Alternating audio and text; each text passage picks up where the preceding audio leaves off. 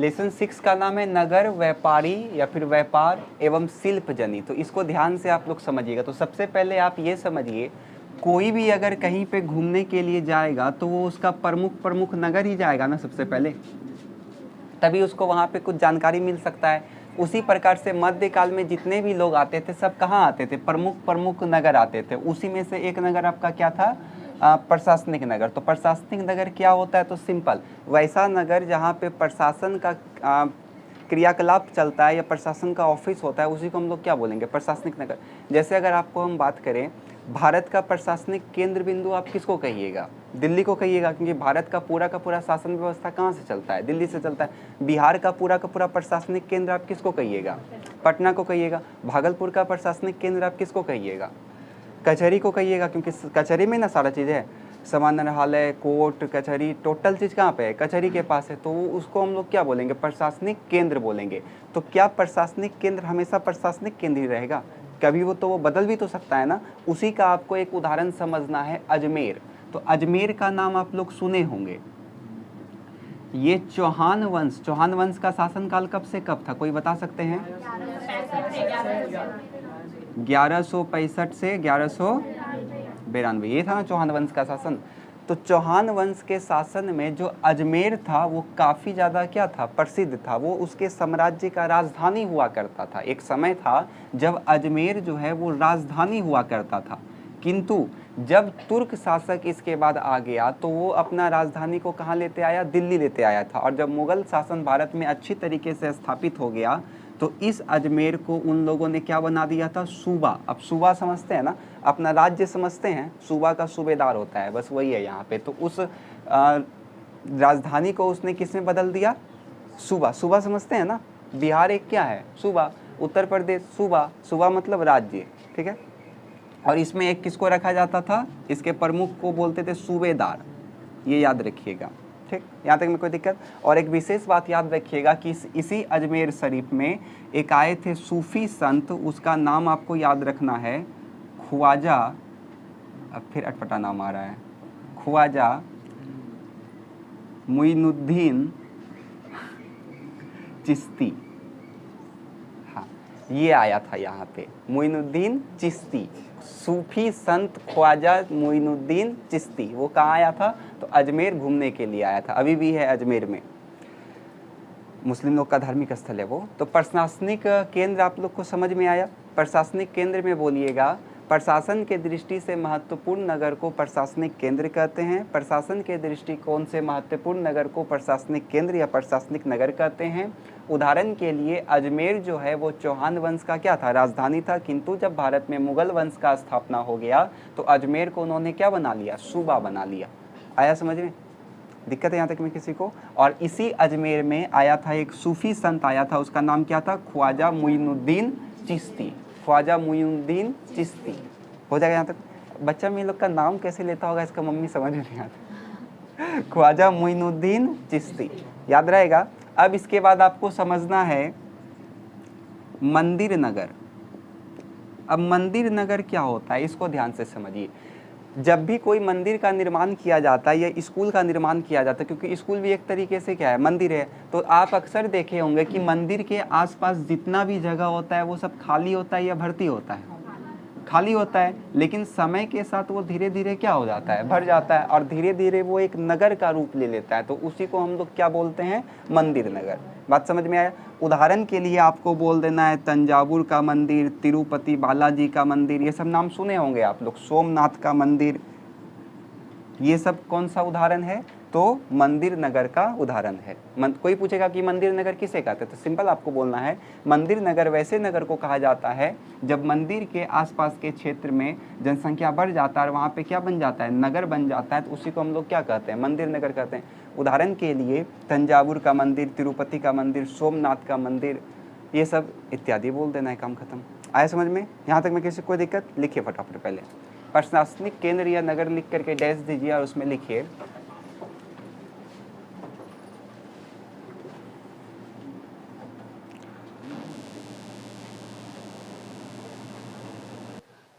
चलिए लिखिए, प्रशासनिक केंद्र में डैश दे करके लिखिए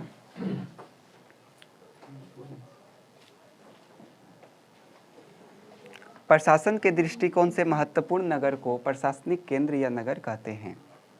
प्रशासन के दृष्टिकोण से महत्वपूर्ण नगर, प्रशासन के दृष्टिकोण से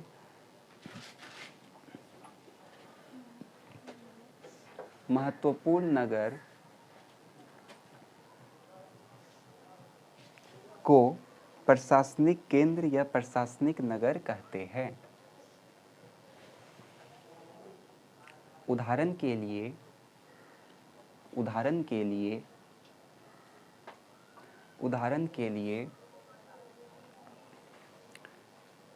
चौहान वंश का राजधानी अजमेर था।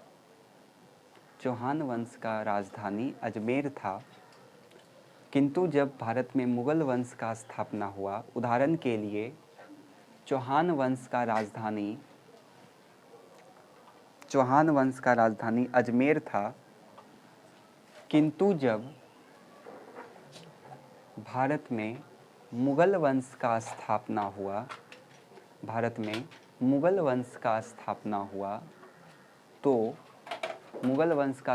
हुआ तो अजमेर, तो ऐसे लिखिए, तो मुगलों का राजधानी दिल्ली बना,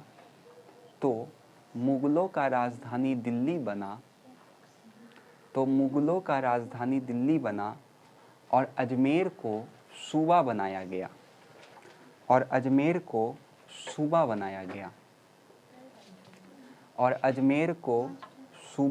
गया।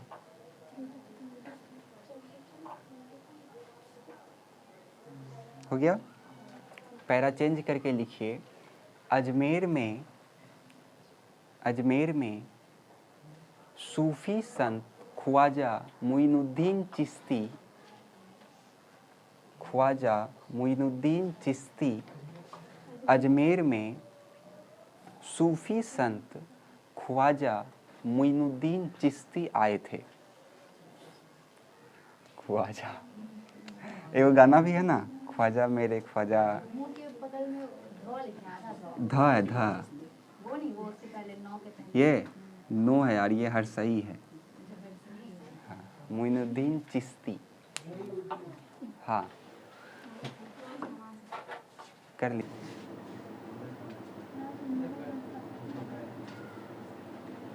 मंदिर नगर लिखिए। मंदिर के आसपास नगरों के विकास को, मंदिर के आसपास जो नगर विकसित हो जाते हैं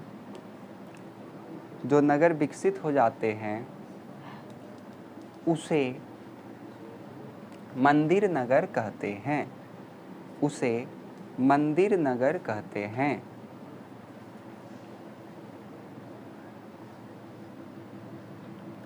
उदाहरण के लिए तंजावुर का मंदिर, सोमनाथ, तिरुपति इत्यादि। उदाहरण के लिए तंजावुर, तिरुपति, सोमनाथ इत्यादि।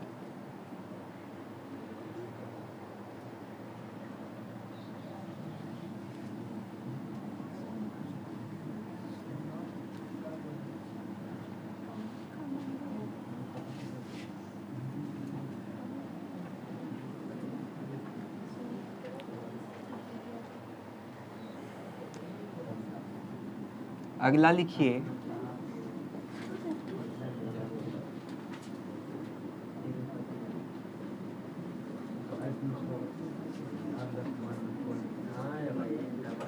हल्ला नहीं,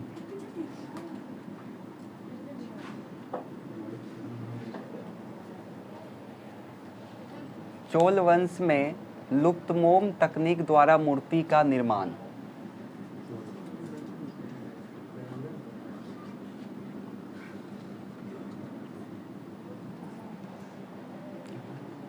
अभी जो हम लोग मूर्ति का निर्माण करते हैं किसी प्रकार का, तो उसको हम लोग सांचा में ढालते हैं कि नहीं? उसका एक सांचा बना रहता है। जैसे हम ईटा को जो पाड़ते हैं, ईटा का जो शेप देते हैं, तो ईटा को एक पहले छोटा सा डब्बा में रख करके इसको इस प्रकार से हम लोग पलटते हैं तो ईटा बन जाता है। उसी प्रकार से जो उस समय मूर्ति बनता था उसके लिए कुछ अलग नियम होता था मूर्ति बनाने के लिए। क्या नियम होता था उसी को ध्यान से समझिएगा। देखिए, अच्छा पहले आप लोग ये बताइए कैसे वो लोग मूर्ति बनाता होगा उस समय। कांसा का मूर्ति बनाता था ये लोग। और कांसा कैसे बनता है? तो तांबा और जब आप टीन को मिला दीजिएगा तो किसका निर्माण हो जाता है? कांसा का निर्माण हो जाता है ना। तो बताइए कैसे बनाता होगा ये लोग मूर्ति को, अनुमान लगाइए।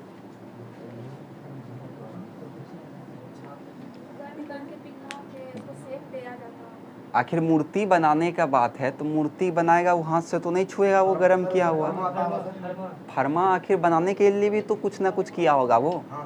तब शुरुआत में फरमा भी तो बनाया होगा हाथ से ही, आखिर वो बनाया कैसे? थोड़ा सा दिमाग लगाइए। मिट्टी से फरमा बना देगा, फिर मिट्टी उसमें देगा, मूर्ति कैसे फिर बन जाएगा? हैं? नहीं, देखिए कैसे बनाया जाता था। सबसे पहले क्या किया जाता था, मोम समझते हैं मोम?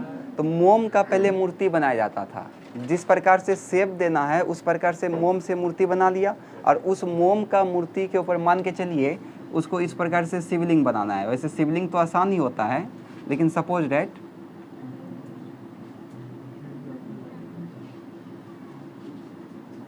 ठीक, तो सबसे पहले वो बना लिया किस चीज़ का? तो मोम का शिवलिंग बना लिया, और उसके बाद उसके ऊपर में वो मिट्टी का लेप लगा दिया, मोटा मिट्टी का लेप लगा दिया। अब जैसे मिट्टी का लेप लगाएगा इसके ऊपर तो क्या होगा, उसके ऊपर एक मोटा परत जम जाएगा, और मोटा परत जम जाएगा तो ऊपर से एक छिद्र कर देता था, और उस छिद्र के द्वारा नीचे से आग लगा देता था। तो जितना ये मोम होगा सब तो पिघल करके निकल गया, तो अंदर का ढांचा बच गया। अब इस ढांचा में जिस धातु का भी बनाना है उस धातु को पिघला करके डाल देता था, मूर्ति बन जाता था। बात समझ में आया?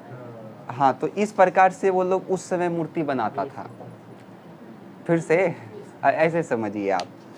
सबसे पहले मान के चलिए हमको कुछ बनाना है, मेरे पास नक्शा उक्सा फरमा वरमा कुछ नहीं है, तो कैसे हम बनाएंगे? तो सबसे पहले हम मोम लाएं, मोम से पहले हम डिजाइन बना लिए, क्योंकि मोम को छूने में तो हाथ मेरा जलेगा नहीं, तो मोम से हम सबसे पहले डिजाइन बना लिए। मोमबत्ती का मोम समझते हैं ना, उससे हम लोग डिजाइन बना लिए। उसके बाद उसमें विशेष प्रकार का मिट्टी आता था जो लेप एकदम पकड़ लेता है एक दूसरे को मिट्टी, वो मिट्टी से हम मोटा तरह का लेप इसमें हम लगा दिए।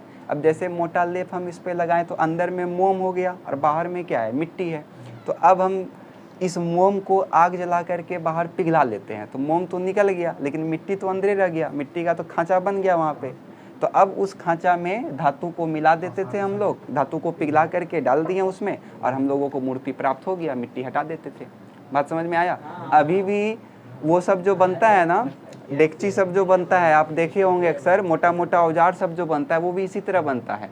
बालू या मिट्टी में रख दिया, उसको चिन्हा दे दिया कि ऐसे ऐसे बनाना है, उसमें गर्म आकर के पिघला दिया, प्राप्त हो गया हम लोगों को धातु। तो इस प्रकार से बनाया जाता था किस वंश में? तो चोल वंश में। बात समझ में आया? इसको लिख लीजिए आप, पहले इसको लिख लीजिए, हेडिंग दीजिए, चोल वंश में लुप्त मोम तकनीक द्वारा मूर्ति का निर्माण। लिखिए, चोल वंश में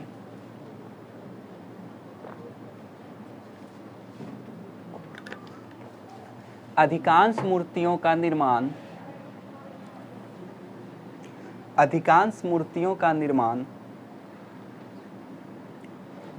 लुप्त मोम, देखिए नामे में छुपा हुआ है। लुप्त मतलब क्या हो गया? खो जाना, और मोम मतलब पता है आपको। लुप्त मोम तकनीक के द्वारा बनाई जाती थी, लुप्त मोम तकनीक के द्वारा बनाई जाती थी, लुप्त मोम तकनीक के द्वारा बनाई जाती थी। इस तकनीक में सबसे पहले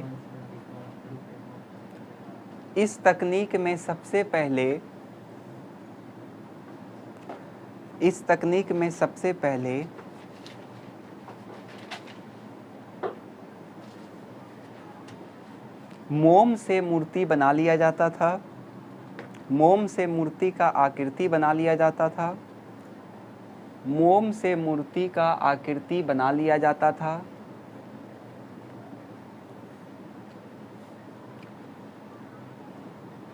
मोम से मूर्ति का आकृति बना लिया जाता था। इसके बाद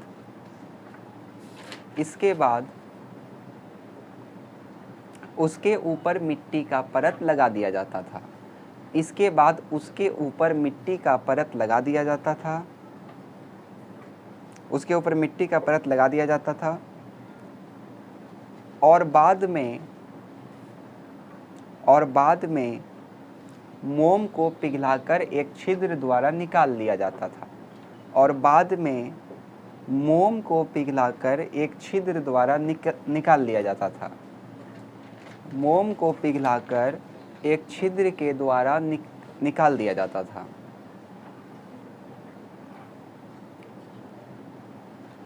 और फिर उस खांचे में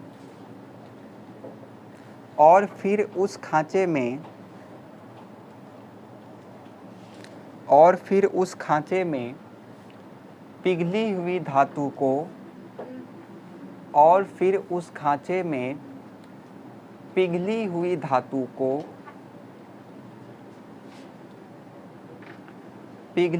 धातु को डालकर मूर्ति का निर्माण किया जाता था।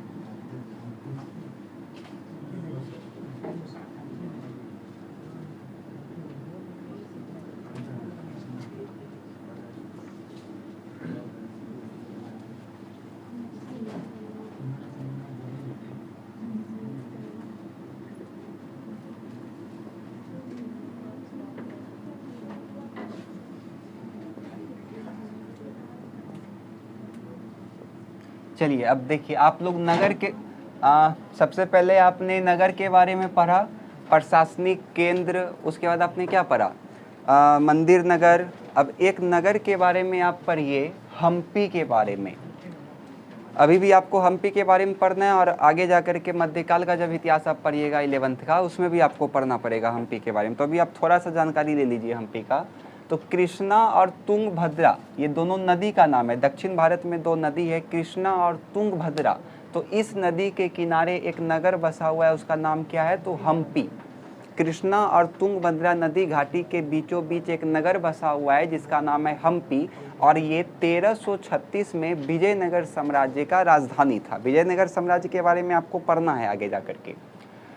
ये विजयनगर जो साम्राज्य का राजधानी था, कैसे हम इसको पता लगाएं कि ये राजधानी था? तो इतिहासकार ने सबसे पहले क्या किया, इस नगर का जब उत्खनन किया जा रहा था तो यहाँ पे बहुत सारा ऐसा खंडर मिला था जिसको देख करके ऐसा लगता था कि ये राजधानी ही होगा, क्योंकि भव्य तरीके से इसको सजाया गया था। आपको मानना पड़ेगा, भागलपुर या फिर पटना के तुलना में दिल्ली बहुत ज़्यादा खूबसूरत होगा।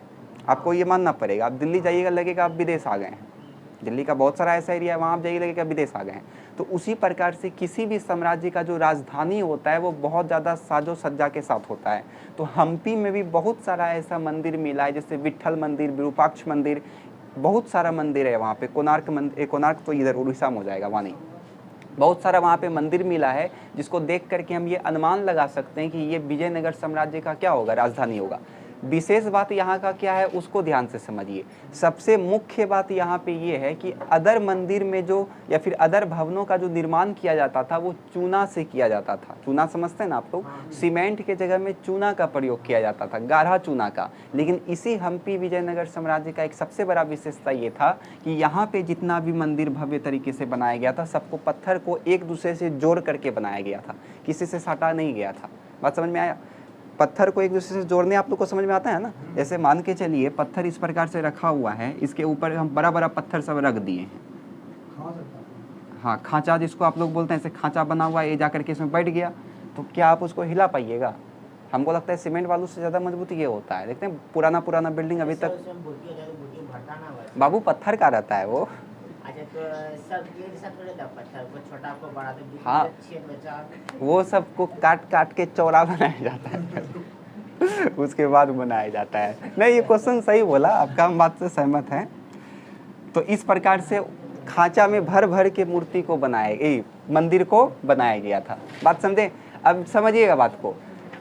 1565 ईस्वी में ढक्कन के बहुत सारे मुस्लिम राज्य थे, जैसे कि गोलकुंडा, बीजापुर, अहमदनगर, अहमदाबाद नहीं है ये, अहमदनगर, बीदर। तो ये सब ने क्या किया था, विजयनगर साम्राज्य पे आक्रमण किया था, और उस आक्रमण का युद्ध का नाम था तालीकोटा का युद्ध। तालीकोटा का युद्ध, इसी युद्ध को हम लोग बोलते हैं राक्षस तगरी। इसी युद्ध को हम लोग बोलते हैं राक्षस तगरी। बोलिए। किस राज्य में है सर? साउथ में है, विजयनगर सब है। अभी जाइए आप, आपको मिल जाएगा। अगर कहीं भी घूमने का मन करे तो कुछ नहीं करना है, टिकट कटाइए, आप चल जाइए दक्षिण भारत। दक्षिण भारत में आपको एक से एक मंदिर मिलेगा, मंदिर मिलेगा एक से एक, जिसको देख करके लगेगा कि यहीं रुक जाएं। चाहे फिर वो तिरुपति बालाजी हो, राजराजेश्वर हो, कंदरिया हो। फोटो तो मिला था आपको कल, तो वो सब मंदिर देख करके आपको क्या लग रहा है कि मामूली है वो सब मंदिर? वहाँ जा करके समझिए, गप नहीं।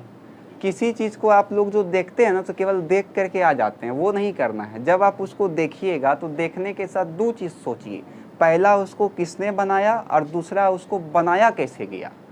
दो चीज़ आप लोग को सोचना है, तब जा करके उसमें इंटरेस्ट आएगा। कल जो आपको राजराजेश्वर का मंदिर हम दिए थे, गूगल पे आप लोगों को जा करके उसका फ़ोटो देखना चाहिए था, उसका डिज़ाइन को जूम कर करके आपको देखना चाहिए था, तब ज़्यादा अच्छे से आपको समझ में आता कि उसका स्थापत्य कला किस प्रकार से था। तो वो सब आप करिए ध्यान से, आगे समझिए ध्यान से, अब गप नहीं। तो ढक्कन के बहुत सारे मुस्लिम राज्य 1565 ईस्वी में विजयनगर साम्राज्य पे क्या कर दिया, आक्रमण कर दिया, पूरा तहस नहस कर दिया विजयनगर साम्राज्य को। और कौन कौन उसमें लड़ा था, तो गोलकुंडा, बीजापुर, अहमदनगर, बीदर, ये सब के शासकों ने विजयनगर साम्राज्य पे आक्रमण किया 1565 में। और उसी युद्ध को हम लोग क्या बोलते हैं, तो तालीकोटा का युद्ध या फिर राक्षस तगरी का युद्ध बोलते हैं। आया समझ में? हो जाएगा यहाँ तक में। विजयनगर साम्राज्य का जो हम्पी था वो व्यापारिक दृष्टि से भी काफ़ी महत्वपूर्ण था, क्योंकि यहाँ पे विभिन्न प्रांत से लोग आते थे व्यापार करने के लिए। अब बोलना कैसे है उसको ध्यान से समझिए, मेन यहीं पे है किस प्रकार से आपको लिखना है। अब सबको नोट्स बना रहा है, इसका शेयर कर रहे हैं इसका। देखिए आप लोगों को दो काम करना है, नहीं आप लोगों को दो काम करना है, पहला फेयर करिए, दूसरा नोट्स बनाइए। फेयर इसलिए हम बोल रहे हैं आप लोग को करने के लिए, जस्ट आप 12th पास हैं तो आपको अभी आदत है थ्योरी पढ़ने का। नोट्स बनाने का मतलब होता है कि अगर आप 4 पेज में बनाए हैं कोई भी चीज़, तो उस 4 पेज को आपको कम से कम आधा पेज में लाना पड़ेगा, आधा से भी कम पेज में लाना पड़ेगा, उसको कहा जाता है नोट्स। काम जो देगा वो आपका नोट्स से काम देगा, ये बात याद रखिए। फेयर आपको काम नहीं देगा, क्योंकि आपका जब एग्ज़ाम आएगा तो आपको उतना क्षमता है कि 6-7 कॉपी मोटा मोटा आप एक बार पढ़ लीजिएगा एक दिन में, कभी नहीं पढ़ पाइएगा। नोट्स में क्या रहेगा, छोटा सा रहेगा वो, क्योंकि जानकारी उसमें बहुत सारा रहेगा, एक बार उल्टाइएगा फटाफट आपका जानकारी हो जाएगा। बनाना कैसे, जैसे इसी में हम आपको उदाहरण दे करके बता देते हैं। आप लोग को बड़ा दिक्कत होता है कि कैसे बनाएं नोट्स। नोट्स बनाने का सिंपल नियम है, पहला काम आपको करना है कि उसका थ्योरी पढ़ना है। जैसे अभी ये वाला हम लिखाए थे ना, तो पहले आप इसका थ्योरी पढ़ लीजिएगा, उसके बाद नोट्स बनेगा कैसे। तो टॉपिक तो आपको डिट्टो वही लिखना ही पड़ेगा, जो भी टॉपिक हमने लिखाया उसको आपने लिख दिया, ठीक। अब उसके नीचे जैसे यहाँ पे लुप्त लोम दिखा, तो कुछ नहीं करना है, चोल वंश, लुप्त मोम तकनीक, मूर्ति, बस। अब अगर आप थ्योरी पढ़े होंगे तो आप तुरंत समझ जाइएगा कि चोल वंश में लुप्त लोम तकनीक के द्वारा मूर्ति का निर्माण किया जाता था। कैसे किया जाता था, तो सिंपल इसी में डैश दे करके फिर लिख दीजिए। सबसे पहले मोम का मूर्ति बनाया, एकदम जिस तरीके से आप समझ सकते हैं उस तरह बनाइए। मोम का मूर्ति बनाया, उसके बाद उस पर मिट्टी को चढ़ा दिया, और उसके बाद इस मोम को पिघला दिया, और फिर जो सांचा बना उसमें पिघला हुआ धातु को दे दिया। बोलिए, ज़्यादा से ज़्यादा ये आपका कितना लाइन में अटेगा, 2 से 3 लाइन मुश्किल से। और थ्योरी जो आप लिखे हैं अभी, हमको लगता है वो आधा पेज का तो हो ही गया होगा। अब फिर जैसे हम्पी के बारे में हमको लिखना है, इसके बाद हम हम्पी देंगे, ठीक। कुछ नहीं करना है, तीर मारिए, कृष्णा तुंगभद्रा,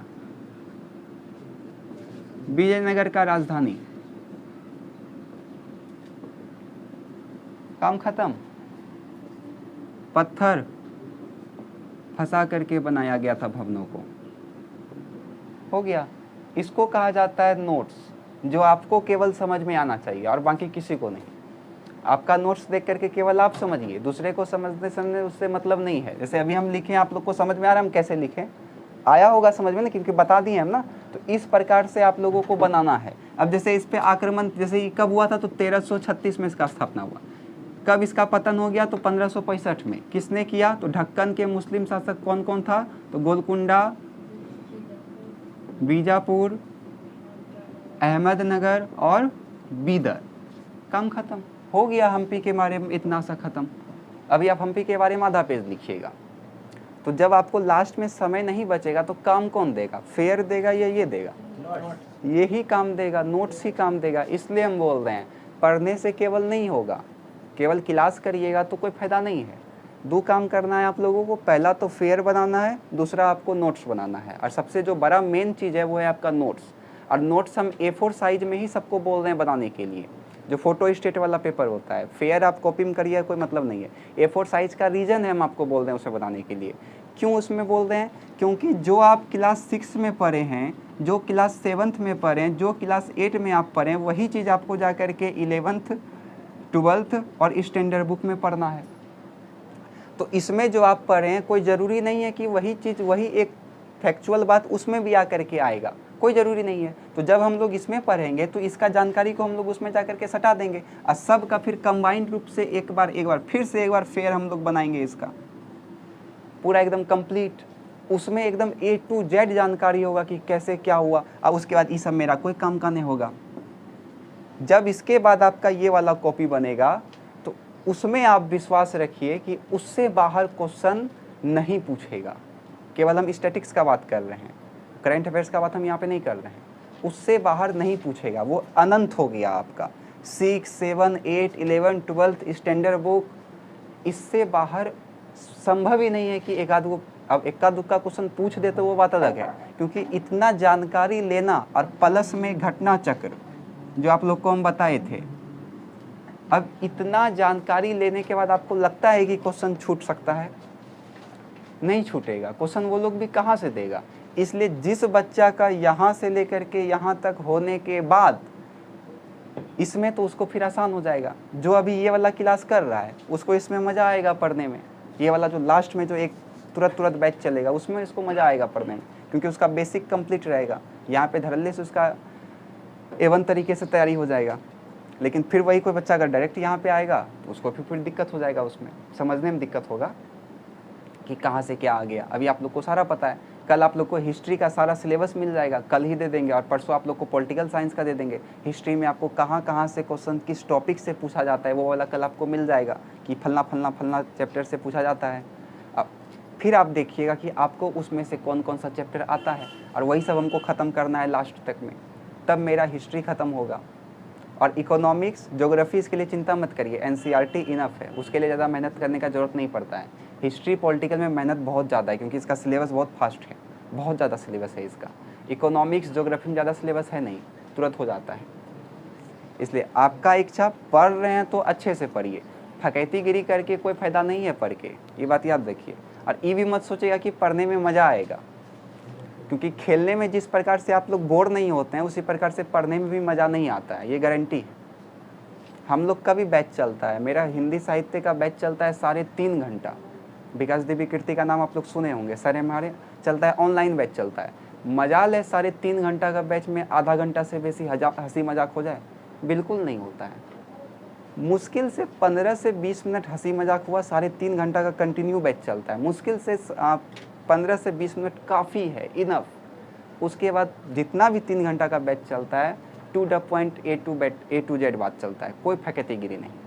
जो टॉपिक में जो कंटेंट है वही लीजिए आप, उसके अलावा कुछ नहीं। हाँ, फिर जैसे कुछ बताना है तो बताएंगे ही, फकैती वाला बात कुछ नहीं बीच में। इसको बोला जाता है पढ़ाई। समझ में आया? तो आप लोगों को भी उसी तरह पढ़ना है। ये मत सोचेगा कि ऊपर जाएगा, ऊपर नहीं जाएगा। इतना होने के बाद अगर आप सारा कर लिए और इतना कर लिए तब अभी भले आप पे लोग हंस रहा होगा कि 6-7 का हिस्ट्री पढ़ रहा है, बाद में हम गारंटी देते हैं कि आप उसके ऊपर हंसिएगा। अगर फिर भी विश्वास नहीं है तो अभी जो आप लोग को क्वेश्चन मिल रहा है ना, अगर कोई बोलता है कि 6 का हिस्ट्री पढ़ के क्या होगा, 7 का हिस्ट्री पढ़ के क्या होगा, तो जो जो क्वेश्चन आपको मिला है वही क्वेश्चन ज़रा उसको दे करके बोलिएगा कि भैया ये दीदी हमको ये बता दीजिए। अब वो बता देगा तब आकर के हमको आप बोलिएगा कि वो बता दिया। अगर वो जानकार व्यक्ति होगा उसको पता ही होगा कि एनसीईआरटी कितना ज़रूरी है। जानकार नहीं होगा तब तो फिर कोई बातें नहीं है। दो तरह का व्यक्ति होता है ना, इसलिए हम बोल रहे हैं। चलिए खैर, इसको लिख लीजिए फटाफट। नोट्स कैसे बनाने ये समझ में आया ना? लिखिए इसको, हम्पी में डैश दे करके लिखिए। कृष्णा और तुंगभद्रा नदी घाटी के मध्य, कृष्णा और तुंगभद्रा नदी घाटी के मध्य हम्पी तुंगभद्रा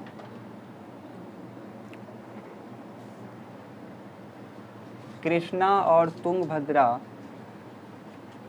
नदी घाटी के मध्य 1336 ईस्वी में, तुंगभद्रा नदी के मध्य 1336 ईस्वी में, जिनका फ़ोन पे आ रहा है मैसेज, हमको लगता है दंगा हो गया है कहूँ पे, तो साइलेंट कर लीजिए एसपी साहब। 1336 ईस्वी में हम्पी विजयनगर साम्राज्य का राजधानी था। हम्पी विजयनगर साम्राज्य का राजधानी था।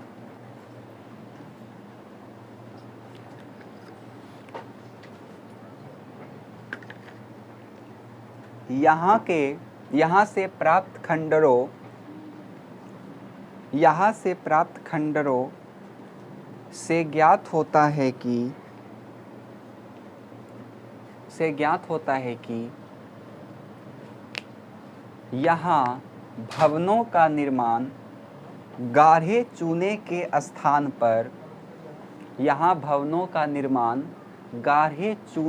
स्थान पर, पत्थरों को फंसाकर बनाया जाता था। गाढ़े चूना, चूना ही है वो, गाढ़ा चूना, बस गाढ़ा चूना के स्थान पर पत्थरों को फंसाकर बनाया जाता था। 1565 ईस्वी में ढक्कन के कुछ मुस्लिम राज्य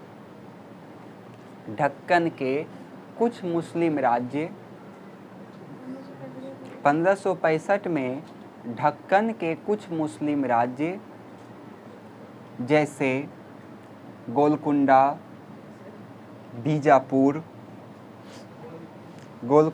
बीजापुर, अहमदनगर, बीदर, मुस्लिम राज्य गोलकुंडा, कुंड लिख दिए हम, आकार लगा दीजिएगा आप लोग, बीजापुर, अहमदनगर, बीदर ने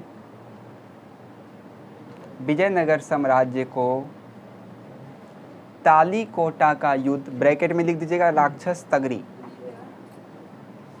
बीदर ने विजयनगर साम्राज्य को तालीकोटा का युद्ध, ब्रैकेट में लिख दीजिएगा राक्षस तगरी, अहमदनगर, बीदर ने विजयनगर साम्राज्य को तालीकोटा का युद्ध, ब्रैकेट में लिखिए राक्षस तगरी, में तहस नहस कर दिया था। कितना पेज हुआ तकनीक से लेकर के हम्पी तक में? 1 पेज, 2 पेज हो गया। हाँ, 1 2 3 4 5 6 7, कितना लाइन हुआ? 7। अरे बाबू ये 7 लाइन मेरा बोर्ड हुआ तो आपका कॉपी में भी तो 7 लाइन में ही हटेगा ना, तो बताइए। अरे तो लिख बहुत करिएगा, छोटा छोटा आने दिख रहा कितना बड़का हम लिखे हैं, सब चीज़ तो देखिए। तो कॉपी में भी आपका कितना लाइन में हट जाएगा? 7 से 8 लाइन में हट गया। कहाँ 1 पेज और कहाँ 7 से 8 लाइन। तो इसी प्रकार से आपको नोट्स बनाना है। अगला लिखिए सूरत।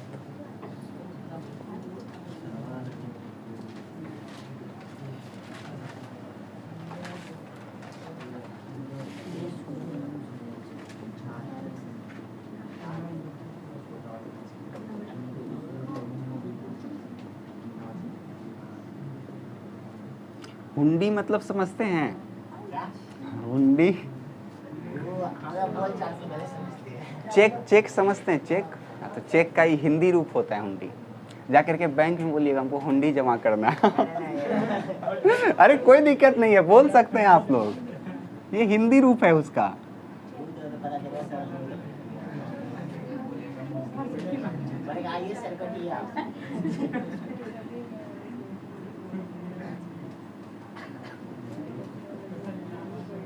चलिए समझिएगा ध्यान से। सूरत के बारे में ध्यान से देखिए। पहले हम लोग हम्पी के बारे में पढ़ लिए, फिर उसके बाद सूरत के बारे में पढ़ेंगे, फिर एगो है मछलीपट्टनम, उसको पढ़ लेंगे, फिर नगर हम लोग का खत्म हो जाएगा।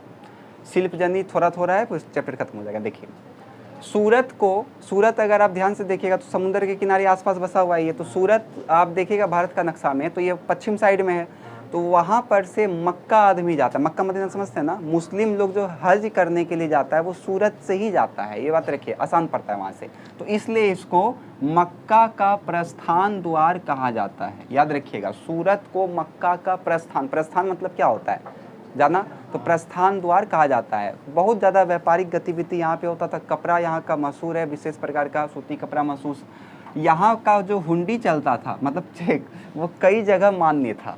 सूरत का चेक कई जगह मान्य था, जैसे बेल्जियम, इराक, ईरान, मध्य एशिया, यहाँ पे भी इसको आप ले जा करके जमा करते तो आपको वो पैसा दे देता। सोचिए तो कितना इसका पहुँच होगा इस नगर का, कितना व्यापारिक गतिविधि इसका तेज होगा कि यहाँ का जो चेक होता था वो सब जगह चलता था। सब जगह क्या मतलब, कुछ कुछ जगह में चलता था। इतना इतना जगह में चलना उस समय में बहुत बड़ी बात था। ये बात समझ में आया? लिखिए इसको, चेक। सूरत को मक्का का प्रस्थान द्वार भी कहा जाता है। हल्ला नहीं अब। सूरत को मक्का का प्रस्थान द्वार भी कहा जाता है।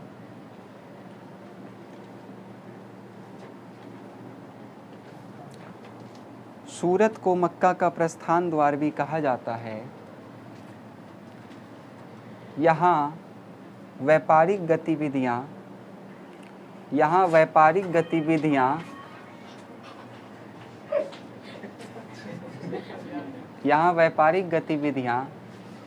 काफ़ी उन्नत थी।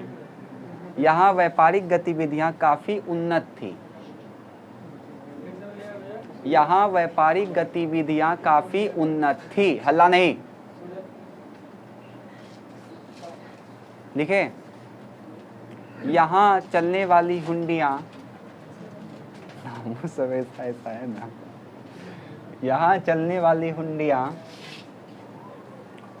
बेल्जियम, इराक, ईरान, मध्य एशिया में भी मान्य थी।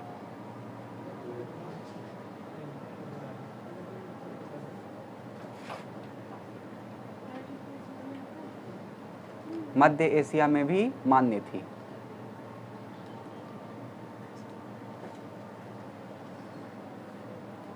हो गया? चलिए अब अगला लिखिए।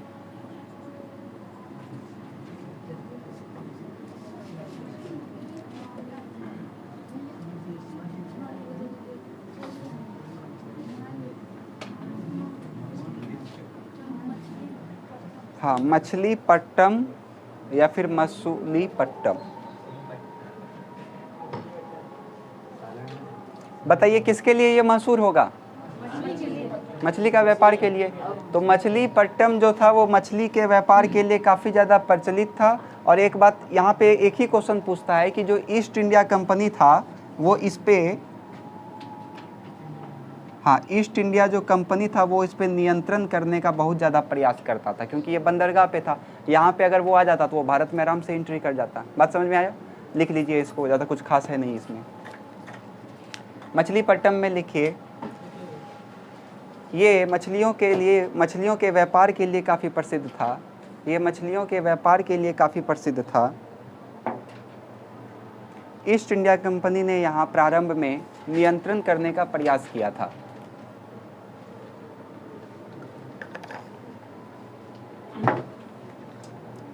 ईस्ट इंडिया कंपनी ने यहाँ प्रारंभ में नियंत्रण करने का प्रयास किया था।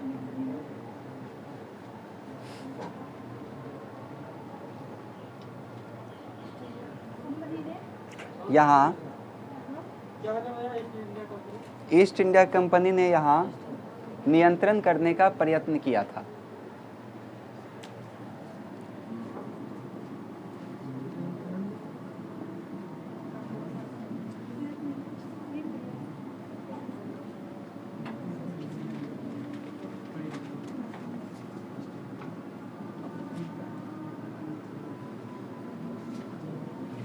चलिए व्यापार संघ लिख करके डैश दीजिए।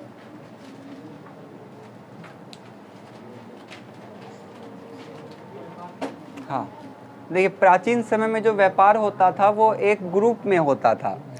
अकेले कोई भी व्यापारी जा करके व्यापार नहीं करता था, क्योंकि उसको बहुत सारे जंगल और अलग अलग राज्यों से होकर के गुजरना पड़ता था। आप खुद सोचिए, पहले तो पुलिस वुलिस कुछ होता नहीं था, सेना वना जैसा कुछ था नहीं, इसलिए पहले का जो व्यापार होता था वो ग्रुप में होता था, काफ़ी सारे समूह बना करके किया जाता था, जिस समूह को हम लोग गिल्ड कहते थे।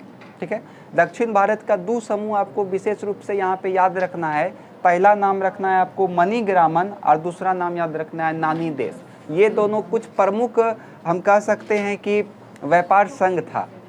बात समझ में आया? एग्जाम में पूछेगा कि दक्षिण भारत का दो प्रमुख व्यापार संघ कौन कौन सा था, तो सिंपल बोलना है आपको मणिग्रामन और नानी देश। आया समझ में?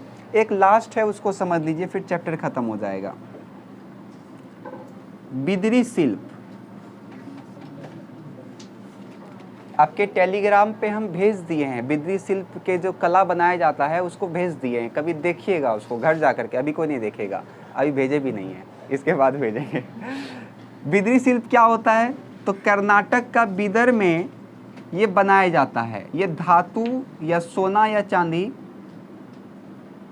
के ऊपर में जरी का जो काम किया जाता है उसी को हम लोग क्या बोलते हैं? बिदरी शिल्प। कल ही पद्म भूषण पुरस्कार मिला है, क्या नाम था उनका? अहमद कासिम। इन्हीं शिल्प के लिए उनको मिला है पुरस्कार, तो उसको आप लोग देख लीजिएगा। हाँ, तो इसमें क्या बोलना है आपको? कर्नाटक के बीदर में धातु विशेषकर सोना और चांदी के ऊपर में जो जरी किया जाता, जरी का काम समझते हैं ना, साड़ी उरी में देखेंगे मोती उती बैठा था, उसको बोलते हैं जरी वाला साड़ी है। तो उसी प्रकार से धातु के ऊपर में सोना और चांदी, कोई भी बर्तन के ऊपर में सोना और चांदी का जब नक्काशी किया जाता है, जरी बैठाया जाता है, तो उसी को हम लोग कहते हैं बिदरी शिल्प। आया समझ में? यहाँ तक में किसी को कोई दिक्कत है? लिखिए फटाफट। व्यापार संघ लिख करके डैश दीजिए। व्यापार समूह में होता था, व्यापार समूह में होता था, मोबाइल नहीं चलाइए, लिखिए। व्यापार समूह में होता था क्योंकि प्राचीन समय में व्यापार के लिए जंगलों एवं विभिन्न राज्यों से होकर गुजरना होता था। क्योंकि प्राचीन समय में व्यापार के लिए जंगलों एवं विभिन्न नगरों से होकर गुजरना होता था।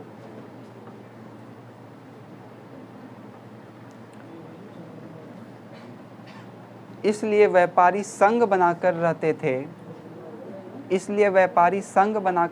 थे। क्या? विभिन्न नगरों एवं जंगलों से होकर गुजरना होता था, इसलिए व्यापारी संघ बनाकर रहते थे, जिसे गिल्ड कहते थे। दक्षिण भारत के दो प्रमुख व्यापार संघ मणिग्रामम एवं नानी देश है। दक्षिण भारत के दो प्रमुख व्यापार संघ मणिग्रामम एवं नानी देश है।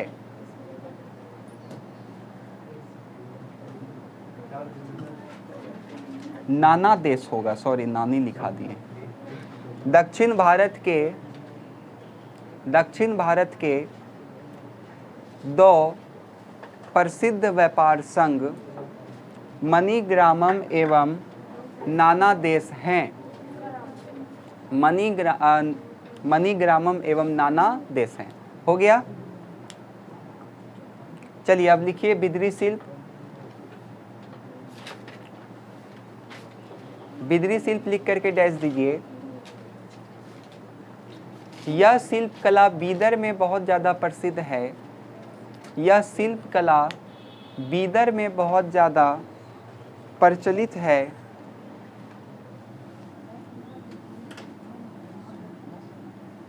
यह शिल्प कला बीदर में बहुत ज़्यादा प्रसिद्ध है। इसमें सोना एवं चांदी का जरी का उपयोग करके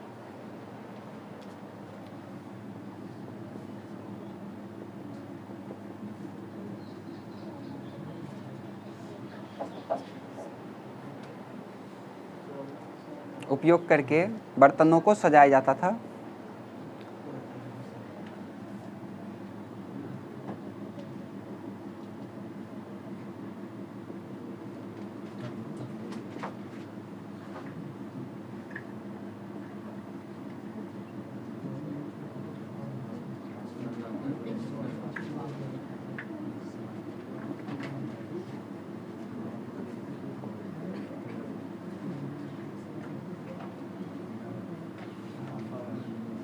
ध्यान से इसको समझिएगा। इसमें थोड़ा सा वर्ल्ड हिस्ट्री का ये वाला पार्ट है, लेकिन भारत का ही इसलिए भारत में दे दिया है आपका। अब पुर्तगाल का रहने वाला था एक वास्को डी गामा। तो वास्को डी गामा ने, आपको पता है कि 1498 में क्या किया था, भारत का खोज नहीं किया था, भारत आने वाला रास्ता का खोज किया था। ठीक है, भारत का वो खोज कैसे कर लेगा, भारत आने वाले रास्ते का इसने खोज किया था। लेकिन आम बोलचाल के भाषा में हम लोग क्या बोलते थे, भारत का खोज किया था। कहाँ आया था ये, तो कालीकट घाट आया था, केरल में है कालीकट घाट। एक क्वेश्चन आता हो कि आखिर ये यहाँ पे आया क्यों, तो उसको ध्यान से समझिएगा। ये है आपका भारत, यहाँ पे है अरब देश और यहाँ पे है यूरोप। भारत का अगर आप ग्लोब को ध्यान से देखते होंगे तो ये मेरा कौन सा बोलते हैं रेखा, इसको विषुवत रेखा, इसको क्या बोलते हैं, इसको क्या बोलते हैं। और आपको पता है भारत का दक्षिण भाग क्या है, मकर रेखा के आसपास है। और इस वाले भाग को हम लोग क्या बोलते हैं, उष्णकटिबंधीय क्षेत्र बोलते हैं। ये तो बोलते हैं उष्णकटिबंधीय क्षेत्र में काला मिर्च समझते हैं ना, क्या मरीच। हम भी पहली बार सुने थे कि काला मिर्च मरीच को बोलता है, किस हिसाब से बोलता है हमको आज तक समझ में नहीं आया। तो मिर्ची की तरह लगता भी नहीं है, काला मिर्च। फिर उसके बाद आप लौंग ले लीजिए, दालचीनी समझते हैं ना, दालचीनी। ये सब का जो उत्पाद दालचीनी में शरबत कहाँ से आ गया। दालचीनी मतलब वो जो बोलते हैं गरम मसाला, जिसको आप लोग बोलते हैं गरम मसाला, उसी में तो दालचीनी आ जाएगा। फिर आपका मसाला में आपका हो जाएगा मरीच। तो ये सब का जो उत्पादन होता, ध्यान से समझिएगा, ये सब का जो उत्पादन का क्षेत्र है वो उष्णकटिबंधीय क्षेत्र है। तो भारत के दक्षिण क्षेत्र में बहुत ज़्यादा इसका उत्पादन होता था। ठीक, और ये सब मसाला बहुत ज़्यादा प्रसिद्ध कहाँ था, तो यूरोप का देश में। अब यहीं पे बात समझिएगा, सब भारत जो गुलाम हो गया था वो भी मसाले के कारण गुलाम हुआ है। कैसे, भारत का मसाला सबसे पहले खरीदता था अरब वाला यहाँ से मसाला को खरीदा, यहाँ से खरीद करके यहाँ लाया। मान के चलिए यहाँ इसका दाम 5 रुपया है, तो ये 5 रुपया खरीद करके यहाँ लाया। अब ये क्या करता था, यहाँ से यहाँ बेचता था, 5 रुपया ला करके यहाँ 50 रुपया में बेचता था, सीधा 10 गुना रेट पे वो बेचता था। तो अब धीरे धीरे यूरोप वाला सोचने लगा कि आखिर ये मसाला लाता कहाँ से है, क्योंकि उसको तो कुछ उपजाने आता ना है, रेगिस्तान पूरा इसका क्षेत्र में। तो ये दिमाग लगाते लगाते गया एगो ढूंढने के लिए, तो मिल गया उसको भारत का रास्ता। अब पता चल गया कि अच्छा यहाँ से आ रहा है मसाला ना, तो अब डायरेक्ट ये खरीद के यहाँ से ले जाने लगा। ये बहुत होशियार था, यहाँ से मसाला सस्ता में खरीद करके यहाँ महंगा में बेच दिया, और यहाँ से जो सूती कपड़ा सब फैक्ट्री सब में कपड़ा बनता था, वो कपड़ा को सस्ता में खरीद करके यहाँ ला करके महंगा में बेच देता था। ये भी पूरा होशियार था अरब देश वाला। तो इस सब का हेकरी तोड़ दिया यूरोप वाला। तो वास्को डी गामा, उस यूरोप में ही एक देश है पुर्तगाल, तो वहाँ पर से वास्को डी गामा आते हैं, जिन्होंने खोज करते करते भारत का रास्ता का एक खोज किया। और केरल का क्षेत्र में वो आते हैं कालीकट घाट पे, और वहाँ के राजा को बोलता है कि हमको आपके साथ व्यापार करना है। फिर व्यापार स्टार्ट हो गया, और आपको पता ही है कि व्यापार स्टार्ट धीरे होते होते ईस्ट इंडिया कंपनी का स्थापना हुआ, और ईस्ट इंडिया कंपनी ने व्यापार करते करते करते अपना साम्राज्य को फैला लिया, और इस प्रकार से भारत पे पूरा का पूरा अंग्रेजों का राज हो गया था।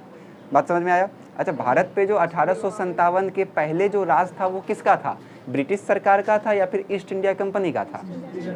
ईस्ट इंडिया कंपनी का था। याद रखिएगा, वैसे आधुनिक में पढ़ाएंगे। भारत पे 1857 ईस्वी के पहले जो राज था वो किसका था? तो ईस्ट इंडिया कंपनी। ब्रिटिश सरकार का उस समय राज नहीं था, ब्रिटिश सरकार का राज इसके बाद आया जब क्रांति हुआ था। इसमें किसी को, हाँ पूरा मसला है, इसमें किसी को कोई दिक्कत है? चलिए इसको लिख लीजिए आप लोग, ये चैप्टर आपका खत्म हो गया।